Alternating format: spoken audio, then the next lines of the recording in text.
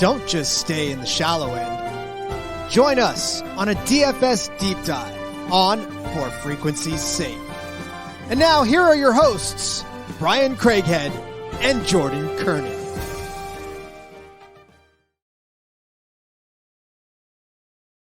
What's up? We are back with the DFS deep dive like every Friday, a little bit later tonight. Normally we get on at 7:15. Had a little Christmas program to go to, so about a half hour late, and we're going to go it through the games real quick, go through the positions real quick. I'm going to try to keep it a little bit short. Brian's again out. He's had a rough go with some of the medical things, so hopefully he gets better. Ready to have him back, that's for sure. All right, we're going to roll through the Week 13 slate. If you're like me and a Cowboys fan, you can be excited because we finally beat a team with a winning record. Worst part about it was the fact that it took forever to finally take the lead and get ahead. I was pretty mad at the TV after halftime. It seemed like we just kept blowing leads and we couldn't get anything going, and then the defense decided to show up when they could. All right. So rolling through this here, pretty good slate last week. Kyron Williams, I talked about him when we were on the show Friday night. I really liked him, so that was really fun to see him kind of go off. It sucks because we really don't have the same kind of value that we had on him, and he's going to be, he's in a just a little bit different matchup too. So with that being said, let's roll through the games here. So to start it off, we got the Broncos at the Texans, and probably one of the better games of the year or of the week. 47.5 point total, and a 3-point spread. We got the Texans are favored at home here. So we've seen CJ Stroud really kind of blow up the last few weeks. He's finally priced all the way up. He's the second highest priced quarterback on the slate, which kind of makes it tough to pay up for. But he can do it, and he's going to continue to do it. The Broncos defense is pretty weak. They have been playing a lot better. I actually do have some interest in Russell Wilson this week too. I think it should be a closer game. You can score on Houston. You can run on Houston. So there's a few things you can do with that game. But I like the game environment. I think it stays close. Then you got Miami and Washington in the highest game on the slate, over 49.5 point total. Miami given 9.5 points here. He's got to go to Washington. Their defense is good, but it's not great. I really like Tyreek Hill in this spot. He had a Q tag for a little while, but he's gotten better. And then I like the Washington side of the game. I like Sam Howell at home. They're going to have to sling it. He's super easy to stack. So I do think you can really get up there with Sam Howell. And I think you can stack that side of the game. The worry of a blowout, you don't know if it's going to blow out or not. But we saw this with Miami, and if I'm not mistaken, the Panthers not that long ago. The Panthers came out and took a 2-touchdown lead. And Miami really had to fight to get back in that one. So it really exploded. That was week 6. Miami ended up going up 14-0 to start the game, and Miami came back and rattled off 28 straight points before the fourth quarter. So if Washington can get ahead in that game, I really like that game to maybe blow up. Then we've got San Francisco at Philly. A lot of people are targeting this game. Both defenses can be beat through the air. You're talking about 2 of the top 5 defenses in the league. Over under 47.5, and Philadelphia right now is a home dog. Some of their wins have been ugly, but they're still 10-1, and San Francisco went through that little rough patch as well. So I think the line's moving a little bit in favor of the Eagles. Actually, no, it's still I still have it at 3 points to the 49ers. So we'll see if that changes at all. And then the last game that I think we can target, Detroit at New Orleans. Over under 46.5. Detroit minus 4.5 points. New Orleans defense has been pretty okay all season long. So I'd be kind of interested here to see how it kind of play out. They're a little bit better against the run than they are the pass. So we could see Detroit maybe have to throw it. And Jared Goff priced nice. So we'll have to see what happens. Games fade. The Jets over under 33.5 point total. Atlanta -2. It's kind of been a quarterback carousel for both these teams. Ritter was out for a little bit, so they went to Heineke. Now Heineke's hurt, so they're back to Ritter. The Jets have kind of given up on Zach Wilson, so they've got Tim Boyle out there starting. I mean, God, it's only been 12 weeks. Aaron Rodgers got hurt, and they've already got the guy designated for return. So they're real desperate, and they're still kind of clinging to a spot. I mean, they're 4-7. Not that their hopes. I mean, the way the AFC is going right now, their hopes of a playoff shot, aren't completely and totally out the window. But they're going to need some help bad, and it's going to have to happen before Rodgers comes back. And then the other one, I am targeting this game a little bit, but just one side. But it's Carolina at Tampa Bay, over under 36.5. Tampa Bay -5. I have Tampa Bay given a touchdown at least. They are. I think they should roll through this Carolina team. Granted, now Carolina is. They did hire. So here we go with. Could be kind of like the Raiders when they fired Josh McDaniels. Maybe they play inspired. But Tampa Bay's got a real good run defense, so they're going to make Bryce Young try to beat them, and Young just hasn't looked good all along. So having said that, like I said, I'm going to keep it kind of short and sweet tonight. We're going to roll through. I don't have my article up yet. Just in a hectic week coming back from a good holiday. Speaking of the holiday, hope everybody had a good Thanksgiving. Mine was great. Didn't win a ton of money, but won some stuff. Had a good time with family and friends. So with that being said, break into a commercial, and then I'm going to cover quarterback and running backs, and then we'll hit another commercial after that, and then we'll blow through the rest of it here. So stick with me, strap in. It's going to be a quick one. Enjoy the commercial from Remodeling. Serving the Quad Cities area since 1973. And with over 50 years of excellence on their track record, you'll see why it's so easy to trust their experts when it comes to all of your home improvement projects. This family-owned business has you covered on all your needs. Protect your home or building from the elements today and get great roof repair services. Need new windows? No problem. Durham Remodeling can upgrade your windows and doors. Whether you want to upgrade the little details in your home or office, or want to tear a room down and start fresh, the expert contractors at Durham Remodeling have your back. Even the smallest changes can completely transform your space. Ready to start entertaining your friends for backyard barbecues? Durham Remodeling will help you plan, design, and build your deck and patio for the perfect outdoor space. Durham Remodeling's work is 100% guaranteed, so you can rest assured that you're getting the best service around. Call 309-786-6715 today for your free estimate for all your roofing, siding, flooring, windows, and painting needs. That's Durham Remodeling, 309-786-6715. For Fantasy's Sake has teamed up with Route 96 Boutique to raise a little more cash for Toys for Tots this season. From September 10th until the end of November, 10% of all purchases made with Route 96 on Sundays will be donated to us for our Toys for Tots drive. At Route 96, they believe in girl power. They want a place that people of all shapes and sizes can shop and feel empowered and beautiful. They want you to be the best you possible, and they are committed to bringing you different styles while also providing some basics to express the true you. You can find them on Facebook and at route96boutique.com.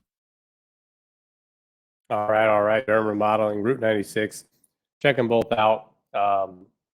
Figured I'd get two of the commercials out of the way here real quick. And now we're going to get up to my lineup here. I always start off my week with just entering all the free contests. They've got usually, I think they got the Guinness free contest on DraftKings, and then the Clay Matthews. You beat Clay Matthews and you beat something else and you get a free ticket. I think it's only one ticket. Per person though. So, but if you look at my lineup, it starts off Brock Purdy, Rashad White, Javonte Williams, Brandon Ayuk, Curtis Samuel, Greg Dortch, George Kittle, Michael Pittman Jr., and then the Bucs defense. Kind of just going off of what I was thinking here. The trying to target that Eagles 49ers game. And I think I'm going to get away from it a little bit. Just because I think there's a couple better spots. I think the Miami game could be a little bit better. I think the San Francisco Eagles game is either going to be a shootout or a defensive battle. I do think it's more of a shootout, but who knows what's going to happen. That was the way I thought about the Bills and Eagles game, and it was pretty slow up until the second half. In the second half, it really popped off. So going through the quarterback position here, let's take a look. We'll start with cream of the crop, Jalen Hurts going up against San Francisco. I don't like paying all the way up for Jalen Hurts this week. I think you could go down to CJ Stroud for $100 cheaper. I think Stroud's got the little bit better matchup. San Francisco, I think, can get some pressure on Philadelphia. So you got CJ Stroud, I don't mind him. Justin Herbert, I'm going to stand by it. The guy is he just doesn't get it done for me. He had the one big pop game at 32, and then at 7,600 at 25, 25 points just doesn't get you there at that point. So you really need a 32 to 36 point game out of this guy, and I just don't think it's going to be competitive enough against New England. And at $8,000, I'm not paying for it. When I first looked at everything, Tua was kind of my go-to, but trying to stack Tua with Tyreek Hill, because that's really what you want, is it's tough. You start with him, you go with Hill, and Hill's the highest owned. You only have $4,600 remaining. I mean, you can make it work because there are some value out there, but I might have some Tua, but not a lot. Kyler Murray at $7K, I think that's a little pricey for him going up against Pittsburgh. Detroit, Jared Goff going against New Orleans. I like the spot for Jared Goff, but I think I think you can get a little bit more value down here in this next guy. That's Sam Howell. I really like Sam Howell. I really like Brock Purdy, just because you could do so much with those guys. They have the upside. Sam Howell at home has been really, really good. 20 points at home against the Giants. Even on the road, he's been good. Against Philly at 34.9. At home against Chicago, 30 points. He slings the ball. I mean, he throws it. He's thrown it at least 44 times in his last 5 games. So this is a change. I think he's going to have to throw it again. I like him a little bit more than I do Brock Purdy, just because, if they get going, which it might be tough against the defense, I don't know. I don't think that it could be all there. I think they could I think it's enough game to where he's going to have to do something. And I think the Eagles make him beat them. So I don't know. You can pick your poison here. I think Purdy's got more weapons than Sam Howell does, but Sam Howell's the cheaper stack. I'm staying away from Stafford against Cleveland. Russell Wilson right now is the highest owned quarterback on the slate. We'll see how that kind of pans out. Usually it changes a lot by Sunday, but I don't mind the spot for Russell Wilson at all going up against Houston. We know Houston can be scored on. Derek Carr, the Lions haven't been the greatest, but I just don't like Derek Carr. Baker Mayfield was a chalk quarterback last week. I've never been a real big Baker Mayfield guy.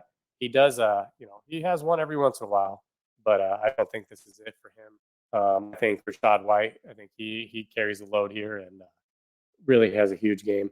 Gardner Minshew going against Tennessee. They are a pass funnel defense, so Minshew could have an okay game, but it seems like he's got to rush something in just to get going. And even I think he rushed a touchdown in last week and still only 15 points. So it's a little tough for me to get to Minshew here too. Oh, sorry, I thought my computer froze. That was weird. I don't like Will Levis. Kenny Pickett kind of interests me at 5,100. He had a little bit of a resurgence last week. Still didn't do a whole lot, and really hasn't done a whole lot. But the Cardinals just gave up a ton of points, mostly to the running back. But you never know. And then anything below that, I'm not on it. So it's a real small quarterback pool for me. I think I have like 6 guys in my article. And like I said, I'll get that article posted here a little bit later tonight or tomorrow morning, one of the two. Then you move on to running backs. Christian McCaffrey going up against the first, Christian McCaffrey to me is he's matchup proof, and you're going to need to lean on him, especially in the passing game. So I do think that Philadelphia's defense is beatable on the ground, but it's tough to pay up for Christian McCaffrey at 9K.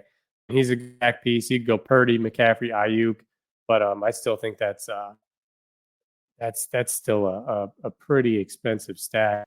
So if you went with Purdy, McCaffrey, Ayuk, I mean, you can make it work. I mean, you have about as much as you had you had Tua and when you had Tua and Hill. But I mean, you could switch out McCaffrey, put in George Kittle, which Kittle's been lighting it up lately.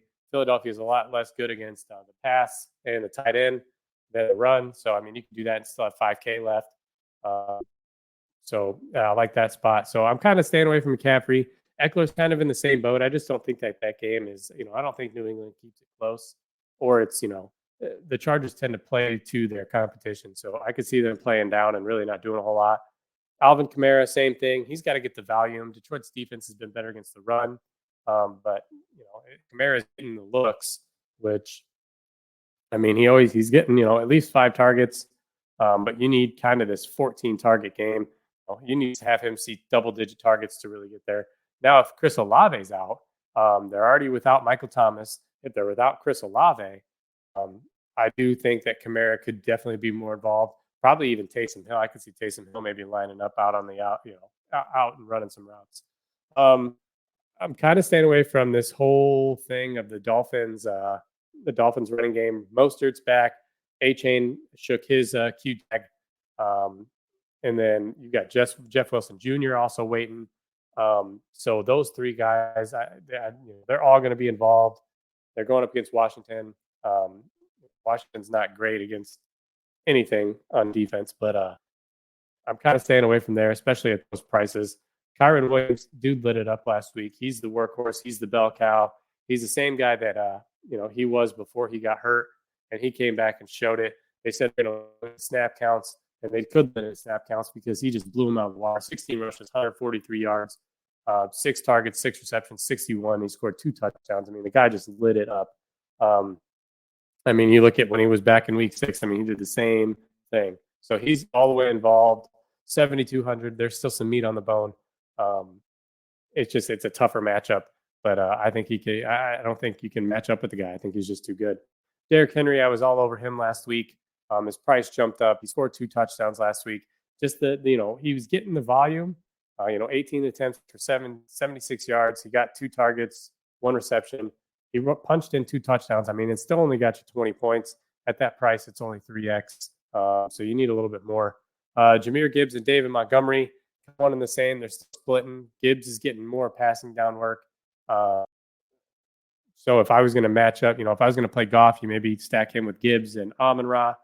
I think they're just, for a 50-50 share, I'd rather pay down and, pick between, Najee Harris and Jaylen Warren because I think they have similar upside in their matchup. Bijan Robinson, shout out to Brian for the call on Bijan last week. He went off 91 yards, 6 targets, 3 catches for 32. He had 2 touchdowns. Brian had a couple good calls last week. If I married up my lineup with a couple of his calls, I bet I win $1 million because Robinson and Pat Fryermuth both just huge games. DeAndre Swift, I'm kind of staying away from that. I think that's a passing game. I mean, he's got a solid floor. They're going to continue to give him the volume. I mean, he's going to get you at least 10 points, or at least he should each week. But I'm staying away from him. Breece Hall has a Q tag, full participant, but he remains questionable. I mean, he's in the volume. Last week, kind of the game script got out of hand, so he really didn't do a whole lot. But, I mean, he's just heavily involved in the passing game. So, I mean, when they are falling behind, Breece Hall's the one who's getting the check down. So, 9 targets, 7 receptions, 24 yards. No touchdowns or anything like that, but still put up 12 points in a blowout. Rachaad White, that's probably my favorite person right now. He'll probably get a lot of my lineups. I'm probably going to lock him in. But I love Rachaad White here. My favorite play on the slate. I was, really high on Tony Pollard when they played Carolina, and it didn't really pan out. But Rachaad White's getting the volume. Nobody else is out there. And then right here in this $1,000 range to just under $6,000 is kind of where I'm going to be cooking this week. Ramondre Stevenson, same thing, going up against the Chargers. Chargers defense doesn't scare me a whole lot, and Stevenson's been the one bright side for this team here. He's getting all the work. 20 rushes in week 10, 21 in week 12. He's getting 4, 5, 6, 6, 5. I mean, he's getting targets, 21 points. I mean, this is the guy you want, and he's the same thing as Rachaad White. So I think I'd probably plug in these two guys and call it a day, just in my opinion. I mean, you could even get down to Singletary and Pierce split the carries evenly. Singletary had 6 carries, didn't do much with them. Pierce had 5, didn't do much with them, but Singletary got all the passing game work. Pierce got 1 target. Singletary got 7 targets and 6 receptions for 54 yards. Not a killer score like he has been the last couple weeks, but against Denver defense, I think he's got a shot. Kind of staying away from James Conner. Pittsburgh's defense is pretty good. Not saying that you can't get there, not saying that he can't. Javonte Williams is another guy that I had in my first look lineup just because he fit. $5,700. He's the same way. They're starting to give him the ball. He's starting to carry the rock more. 18 carries, 65 yards. He's involved in the passing game. Samaje Perine gets out there in the passing game for sure and steals some targets and steals some rushes, but it's Javonte Williams' backfield. Ford's just kind of gets all the work. They were kind of getting blown out last week, but I mean, he gets the targets, he gets the carries. I think he's got a safe floor of at least 10 points every game. Jalen Warren, Najee Harris, kind of the same player. It just depends on who's going to get hot. I mean, they're still splitting 50-50. Jalen Warren's getting all the passing down work. So it could just be who cooks and who starts out. Somebody who's popped up as a real good value is Zach Moss. He is right now the highest owned running back on the slate, almost 50% owned in your cash games. So, if you're going to play cash games, you're just going to plug in Zach Moss and move on. $4,600. They're not going to have Jonathan Taylor for a little bit. Tennessee, the matchup sucks because Tennessee is pretty decent against the run. But, Zach Moss, when Jonathan Taylor was out, Zach Moss was getting all work. I mean, there wasn't anybody else. 23 for 165, 18 for 70, 18 for 57. I mean, he was getting 20 touches a game and involved in passing down work. So, I mean, there's a lot of upside. You could play 3 running backs this week and, nobody's going to be mad at you. But, yeah, I mean, that's going to do it. I think Zach Moss is as low as I'm going at 4,600 when it comes to the running back position. Like I said, we're going to move a little quick through the wide receivers, tight ends, and defense when we get back from this message from Ryan Allison Tattoo.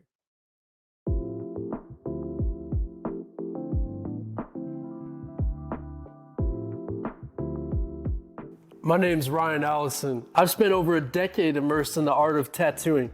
Sharply honing my skills has materialized into a diverse and prestigious body of work. Each tattoo reflects my relentless pursuit of excellence, and every client I work with is a living embodiment of that unwavering commitment. I will gladly and wholeheartedly embrace your distinct vision.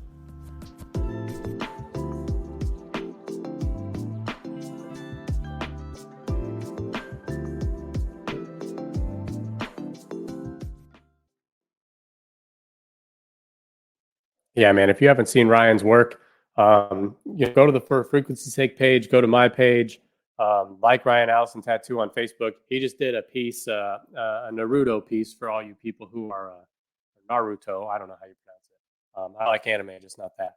So he just did a sweet piece on him. Fantastic. He had a guy who came and sat for 3 days, and he did a piece in 3 days, and it looks phenomenal. Check him out, Ryan Allison Tattoo. Now we're going to jump into wide receivers. Tyreek Hill, of course, somebody who I had in my first look. Really, really, really like Tyreek Hill. And the guy gets you, he's got a 27.5 point, fantasy points per game.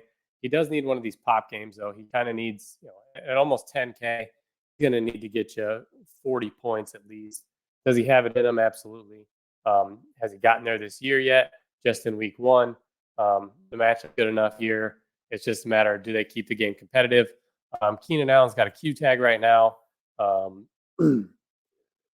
Missed practice Wednesday and Thursday, and then returned in a limited session on Friday.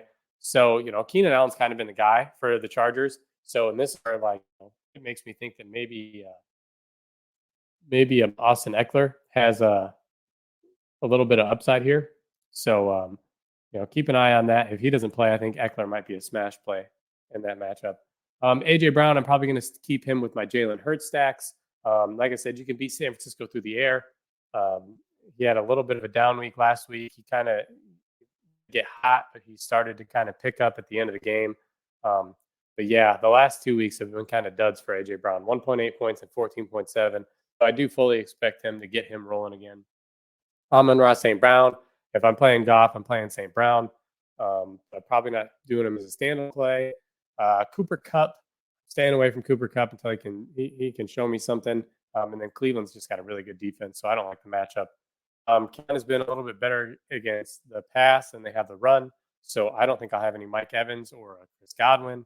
Jalen Waddle, if you want to save the money and you want to say, I think Jalen Waddle is going to be the one. You can get contrarian a little bit. He did have 8 targets for 114 yards last week, 22.4 points. If he puts up 22 points at 7,600, it's still not quite getting you there, but it's, it saves you some money in your Tua stack. Tank has been on fire. He's kind of the same as, when CJ Stroud's cooking, Tank Dell seems to be cooking. They're going to be, it looks like it might be without Noah Brown again. So, Tank Dell was limited after missing Wednesday's practice. So he's limited on Thursday and Friday. But, if CJ Stroud's cooking, it's probably Tank Dell and Collins. And, Schultz really hasn't been involved a whole lot lately, but it could be Schultz too. So just keep an eye on that injury. Devonta Smith, kind of the same thing as Jalen Waddle. If you're going to build with Hurts, you could get contrarian and say, Devonta Smith's going to be the guy. The last 2 weeks, he really has. Honestly, the last 4 weeks, he's put up respectable scores. Again, at 7,300, he kind of needs one of these 26-point games to really get you there. That puts you at almost 4x. So you just need that game to kind of pop off. Brandon Ayuk, I like Brandon Ayuk. I like the other side of this game a little bit more in the passing. Ayuk's, the game scripts have kind of really driven him out. They blew out Jacksonville. He had a really good score against Tampa Bay, but that's because he was doing anything. And the same thing against Seattle, 31-13, and just game scripted out really. Somebody that everybody seems to love. He's the second highest owned wide receiver on the slate behind Tyreek Hill, Michael Pittman Jr. He had double-digit targets last week. Him and Josh Downs, if I'm not mistaken, caught 10 of them for 107. I was really on Josh Downs last week, and Pittman ended up being the guy. Downs put up a respectable score, but if against Tennessee, I like both of them. If you get to either one, Puka Nacua, same thing. I don't like the matchup going up against Cleveland, but if I go with somebody, if I really wanted to get there, I think that you could go for Puka. His production's really dropped off since Cooper Kupp came back. Especially with Kyron Williams coming back too. I think the Rams lean on the run a little more. Chris Olave was in concussion protocol, listed as questionable. He had a full showing on Friday, so he looks to play. If you're going to do Jared Goff, I think you could do Jared Goff, Amon-Ra St. Brown, and bring it back with Olave. I'm not going to have Derek Carr, so but Olave's been getting it done lately. Nico Collins, I'm going to stack him with same thing. Stack him with CJ Stroud. I don't know if I want to play him standalone, but if Noah Brown's not going to play, I know Noah Brown's still questionable. Andy missed practice on Friday, so I really do think Noah Brown doesn't play. I think that locks in Nico Collins for snaps and targets. Adam Thielen, huge price drop. He's at 6,600 right now. He was at 73, so he dropped $700. But I really think that Tampa Bay gets after Bryce Young here. They're going to make Bryce Young try to beat him. They can be beat through the air. So, at 6,600, I really like that price for Adam Thielen for what he was doing, especially at the beginning of the season. Staying away from Derek Carr, or no, I'm sorry, not Derek Carr, but Baker Mayfield and Chris Godwin. Deebo Samuel, kind of the same thing as Jalen Waddle and Devonta Smith. He's kind of playing second fiddle, honestly third fiddle on the San Francisco passing game. And he's more of a gadget guy. So if they're going to start pulling out some trick plays and getting Samuel involved, I think that's how they can really beat the Eagles. So we'll have to see how that goes here.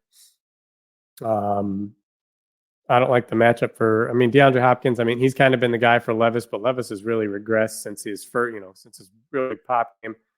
Garrett Wilson, Tim Boyle's, he kind of had me nervous last week. I've got Garrett Wilson in season long. I started him, and at first he was not getting any targets. Then he ended up coming up with 10 targets for 7 receptions, 44 yards, and a touchdown. So he really kind of saved his fantasy day with that. So as long as he's getting the volume, I mean, at 6K, who else is getting volume like that? Really nobody.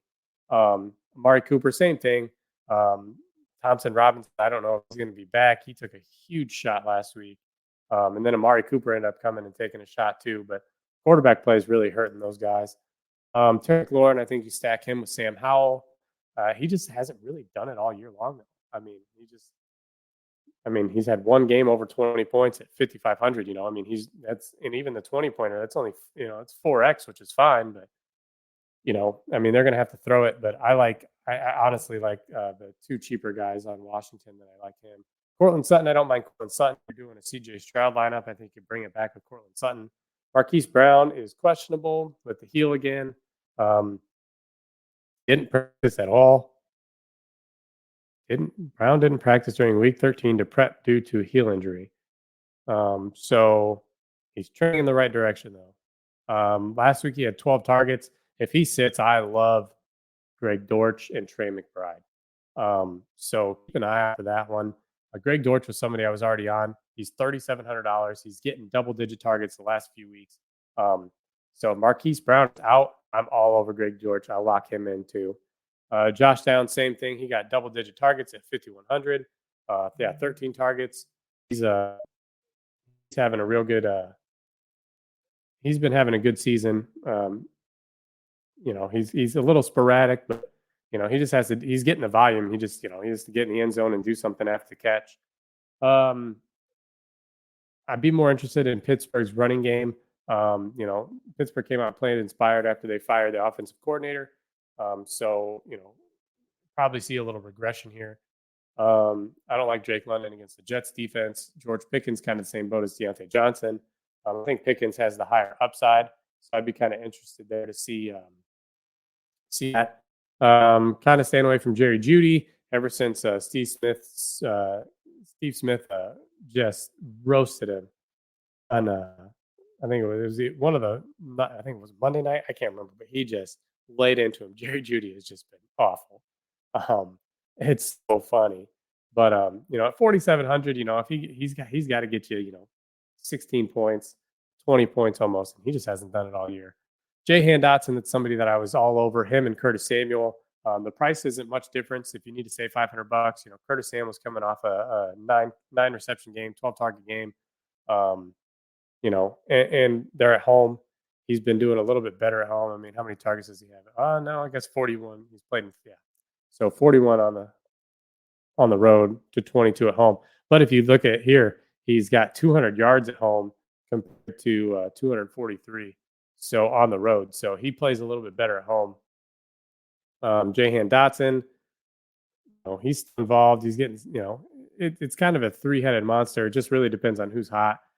Curtis Samuel at the cheaper price, I like that. And then after that, you get down to Greg Dortch. This guy's been pretty good. 8 targets, 9 targets the last 2 weeks. If he just does something with him, the touchdown kind of stayed his week last week. But if he can do something with the volume, then I think he's massively underpriced for what his role is about to be. You could even get down to Rondale Moore. He's kind of been playing second fiddle. Really hasn't seen a whole lot, but he's been on the field a lot more than Greg Dortch has all year. It's just a matter of, if Hollywood Brown's out, I do think you could get probably down to Rondale Moore. But if Brown's playing, I think Rondale Moore is an afterthought. Really, I think that's kind of about as low as I can go. The $3,400 is probably about it.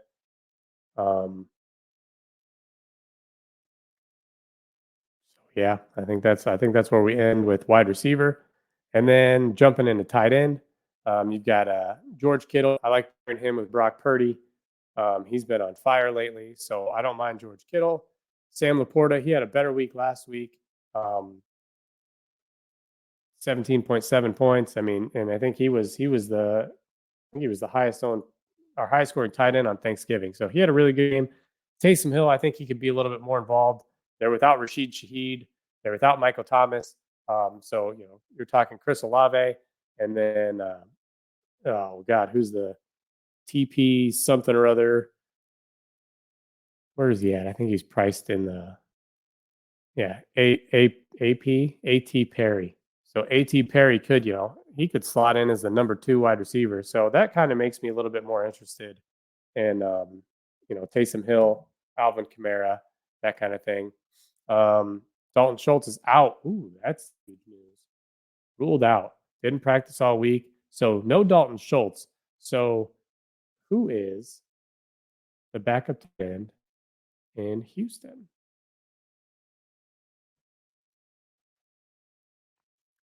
Brevin Jordan. Game log.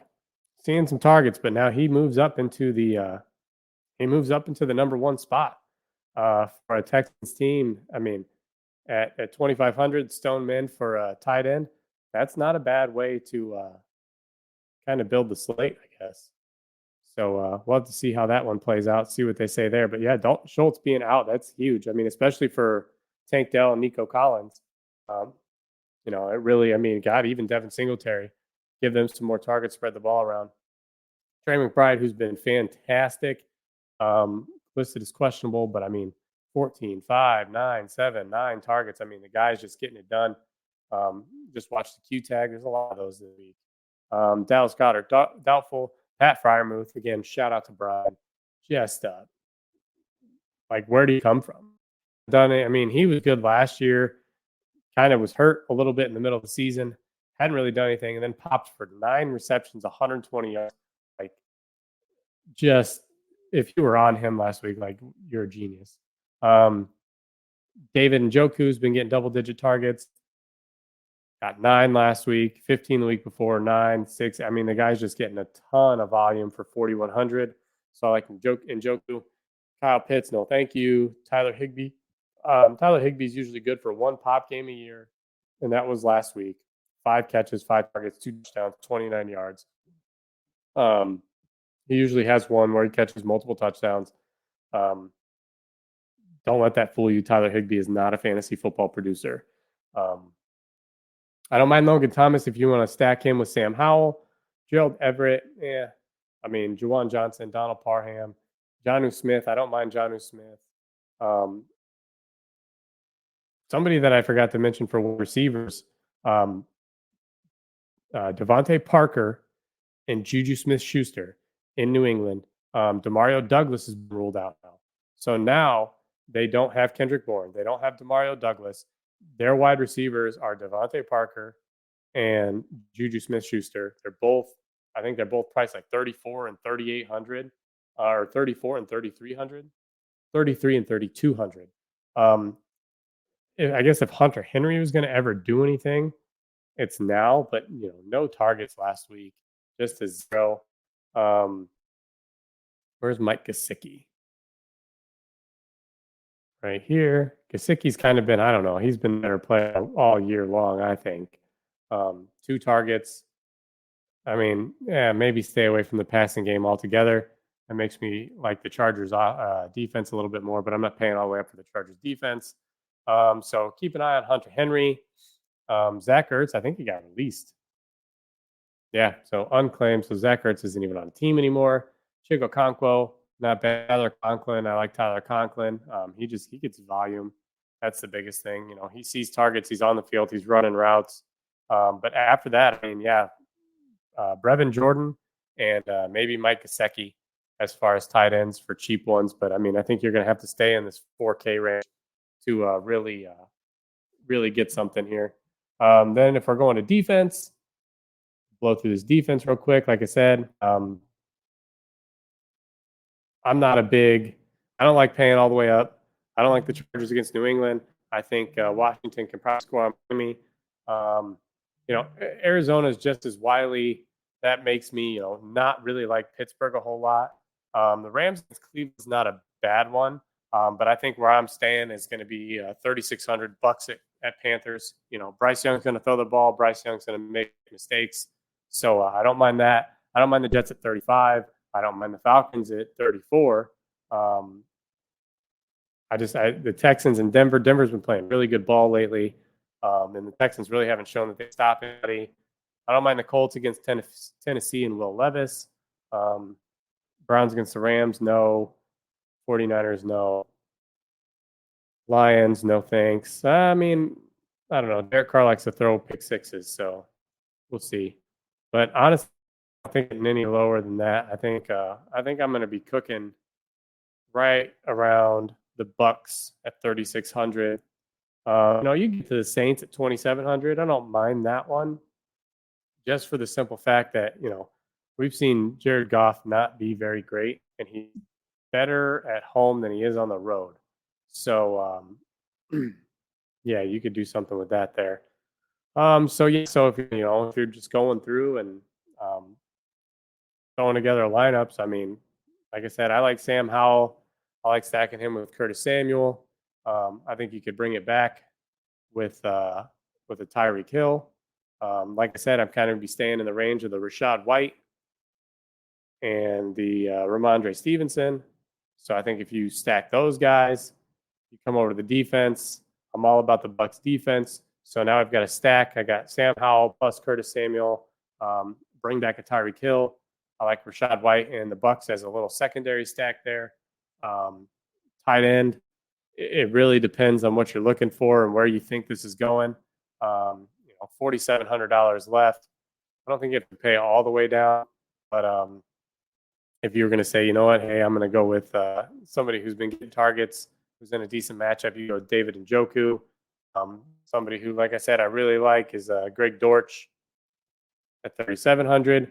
That leaves you 6,400 left for the flex spot. Brees Hall. I mean, you get pieces of this other game. I mean, you could play like George Kittle. Nobody will play two tight ends.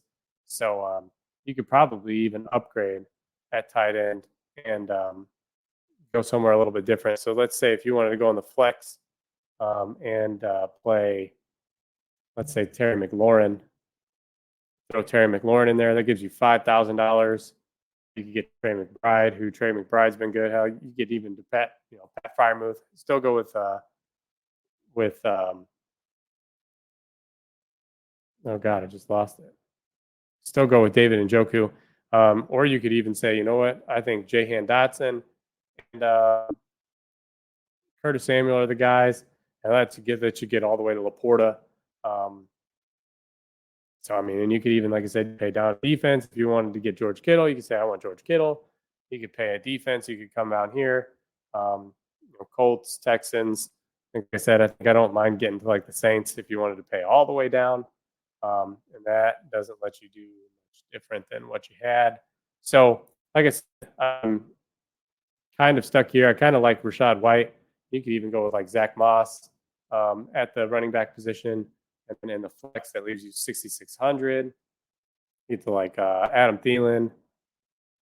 But yeah, I still like my defense. I still like if you went with that and went with the Bucs defense, and then you have a spot 5,700. You can get Javonte Williams. I mean, you could stack up, and then you get Terry McLaurin here. So you could throw in Terry McLaurin. So now you have a Sam Howell plus 2 stack. Bring back of Tyreek Hill. You got a mini stack with Rachaad White and the Bucs defense. Zach Moss, who's he's going to get all the work. He's going to be the chalkiest guy, and then Greg Dortch is somebody to kind of help alleviate some salary. This is the biggest thing here is he, like I said, he's got to score 40 points to really get you there. I mean, if you didn't, I mean, what you're saying is basically that game's going to have to pop off like big time. So I mean, there's different ways you can build it. I mean, I'm going to be building it basically all around. I'll be building, around games like I've been doing. It's kind of worked out. It's really worked out to be honest. All right. Card subject to change. Shout out. Oh, did I shout you guys? I don't know. Maybe I don't. What are we talking about here? We're not even asking questions. We're talking basketball. Guys, this is football. Oh, God. Anyway, so all right, so that's going to wrap it up. That puts us right at 45 minutes. We normally go a little bit longer. Just kind of sped through it. Like I said, we got a little bit of a late start. I just had some stuff going on, and with Brian being out, just kind of did it how I was going to do it. So we'll have the article out for you guys to kind of take a look at. Be sure to back on Sunday. Check out all the other podcasts. But Sunday we go live at 10 a.m. Break it down with all the guys. We talk about bets, about DFS, get our last couple licks in before the slate starts. Then stop back here. Hopefully Brian's back next week, and you got me and Brian here 7:50 p.m. on the DFS Deep Dive. You can find me at jfantasy_sports on X. Look me up, Jordan Kernan, on Facebook. Follow along with all that stuff. And that's kind of it, guys. No questions. Everybody's talking basketball on here. So no questions. I'll get this article out here tomorrow morning. And yeah, good luck this week.